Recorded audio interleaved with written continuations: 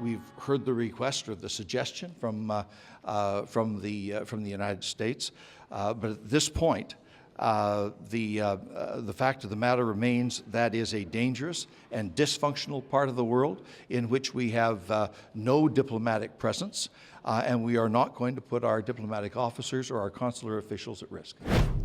It's estimated there are hundreds of foreign fighters who have been captured in Syria and are being held in Kurdish-run jails. This week, the U.S. is urging countries, including Canada, to repatriate any citizens detained there and prosecute them at home. But Canada's federal government, as you just heard, that was Public Safety Minister Ralph Goodale, says that it's too dangerous and those who left to fight with ISIS must bear the consequences of those decisions abroad. So just how many Canadians are over there, and should Ottawa consider bringing them back?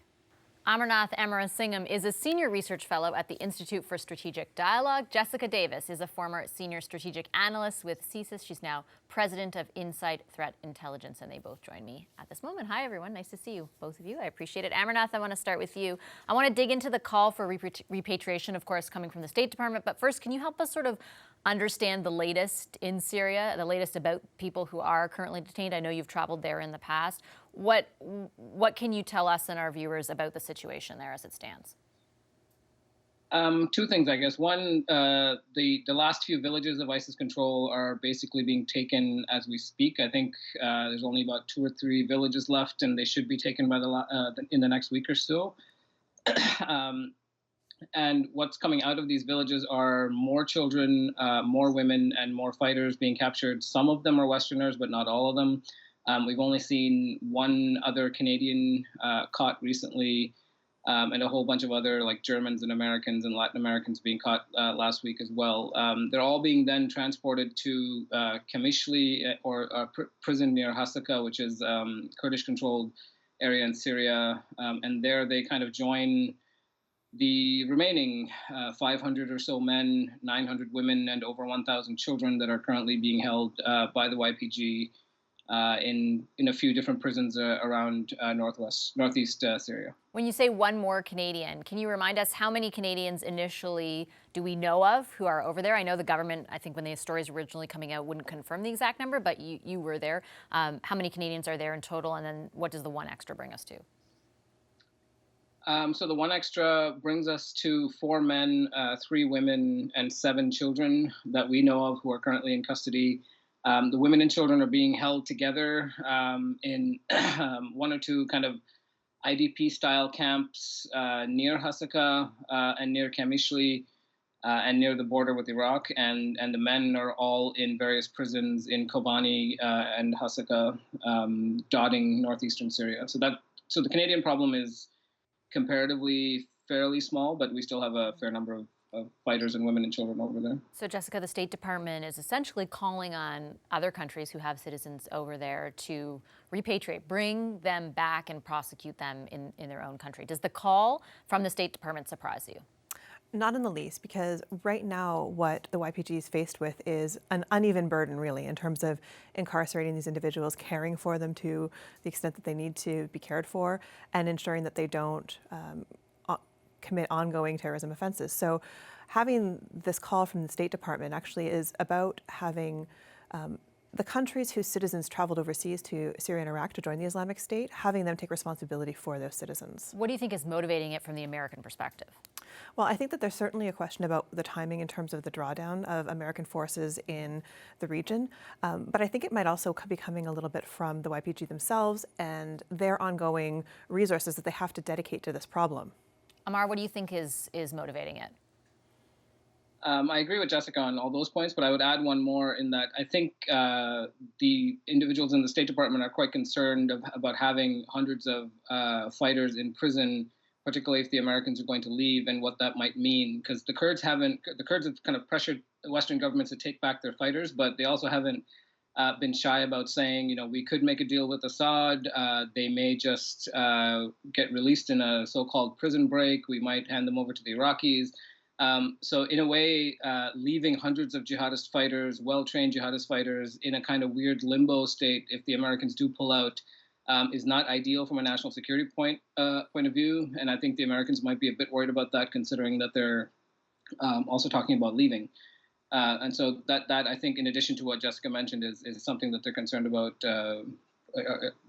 having a real long-term impact or long-term problem. Should that change the calculation, Amar, for the Canadian government? They have so far insisted that, they don't have the resources, that it's too hard when you bring them back to prosecute them. They've really shown no willingness, and the minister was asked again today, and I'll read what he said a bit later, but they've really shown no willingness to go over there and bring Canadian citizens back. Should what you just described change their calculation? I think so. I think, they haven't gone over for a variety of reasons. I think one of them is anything that they learn there in the prisons is probably not usable in court in any real way. And they're already probably getting intel from these fighters who are in prison from other Five Eyes countries like the United States who have interviewed them, or the French who have interviewed them, and the Brits who have interviewed them. And so there's no real reason for Canadians to go over there for intel purposes in any real sense. I think it would be great to kind of bring these guys back and try them here, because leaving them there in a weird state, particularly as the situation on the ground changes, is not a good idea. A lot of strange things can happen if the Kurds do make a deal with Assad and hand over hundreds of prisoners. They could all be quite easily executed, so I think it's just easier and less messy to kind of bring them back. There's this assumption that bringing them back brings about a whole bunch of complexity, which is true. But I think leaving them there is just as chaotic as bringing them back. That's a really interesting point, Jessica, because that is sort of the line from the government. Do you think that assumption that bringing them back is just too problematic is overstated at all? I wouldn't say that it's overstated at all. And I would actually go so far as to say that the call from the U.S. government to have states repatriate their citizens is probably going to put increasing pressure on the Canadian government. So this is something that they've been avoiding doing for a long time. It shouldn't actually change the calculus behind it at all, because these are things that the government should have been doing from the get-go. But having your major ally ask you to undertake this kind of initiative is the kind of thing that the Canadian government can't ignore. Despite all of the dynamics around the Trump administration, the Americans are still our number one ally, particularly in the security and intelligence space. So this is the kind of thing that has to be taken very seriously. I should read what Minister Goodell said. So he acknowledged the request or the suggestion from the U.S. and then went on to say the matter remains that it is a dangerous and dysfunctional part of the world in which we have no diplomatic presence, and we're not going to put our diplomatic offices or consular officials at risk. He was, interestingly, I think, I'll put the question to both of you, asked about, Amar mentioned the number of women and children in the Canadian context and more widely who are over there. He was asked specifically about Canadian, kids who were born to Canadian parents with Canadian citizens. He said it's a very difficult problem.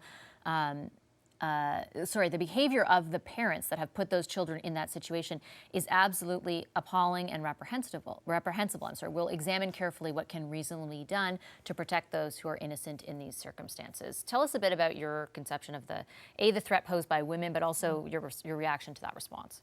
Well, I think the most important thing here is to disaggregate the conversation around the women and children. So the children that were born in, as Amar would say, is in Syria and Iraq.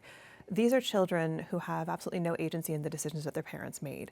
So these people, these young people need to be treated as the innocents that they are. When you talk about women, though, most of these women made the concerted effort to go and travel and join the Islamic State, and grouping them in with children in that way sort of implies a certain level of a lack of agency or a lack of innocence around them, which I don't think is the case. Because we know from looking at a whole bunch of studies that have been done in terms of the role of women in the Islamic State, that certainly they've been the role of wives and mothers, but they've also taken on a bunch of different roles, including in intelligence collection, sometimes as suicide bombers, in weapons training, all these kinds of things. So making assumptions about what the Canadian women have done when we maybe don't have as much intelligence and information that we need to make those assessments can be quite detrimental to the security of Canada.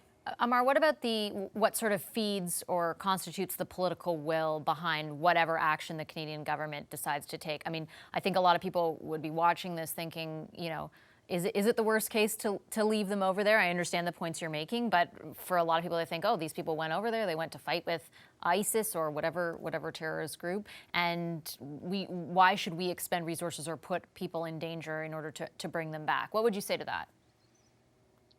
I mean, I get it, because on the one hand, these fighters renounced their Canadian citizenship and joined an organization that didn't give individuals any second chances. They assassinated all kinds of people for all kinds of petty reasons, and now for these fighters to turn around and say, "I reclaim my Canadian citizenship, and would Canada be willing to give me a second chance?" sounds a bit ridiculous and sounds like not something we need to acknowledge.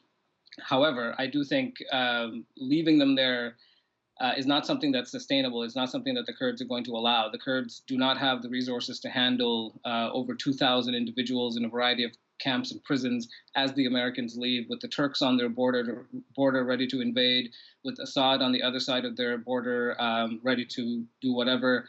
It's not a sustainable situation to just leave them there. So there is some responsibility that we have to put in place. I think we're not obligated to bring them back, but we also can't turn them away. And I think if they do decide to show up, and the Kurds are basically saying, we're not going to just give you the women and children by themselves.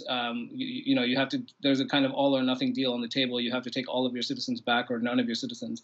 And so we can't just selectively say, give us the 7 children. We'll take the 7 children and we'll leave the women and men, because the Kurds quite rightly understand that if they give the women and kids back, there's no real incentive from Western governments to come back and fight for their fighters. And so the Kurds are going to end up stuck with all the fighters in any case. And so they're not willing to do that.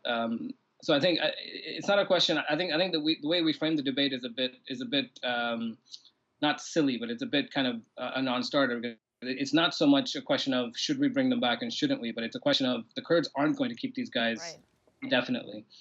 That's just a fact. And then the question is, so what are we going to do about it in terms of from a national security perspective when with respect to our own citizens? With the quote about the women and the quote about the kids, I think it's important to realize also we're talking about 7 children, all of whom are under the age of 5, quite a significant number of whom are under the age of 1. They were all born in Syria, and some of them were born inside the camps after capture. So they've already been in the camp their whole life. And so to blame them in any way is a bit unwarranted, I think. So we do have to keep kind of the facts on the ground in mind when we think about these policy issues. All right, I have to leave it there, but thank you so much to both of you. Thanks to Amarnath Amarasingham and Jessica Davis.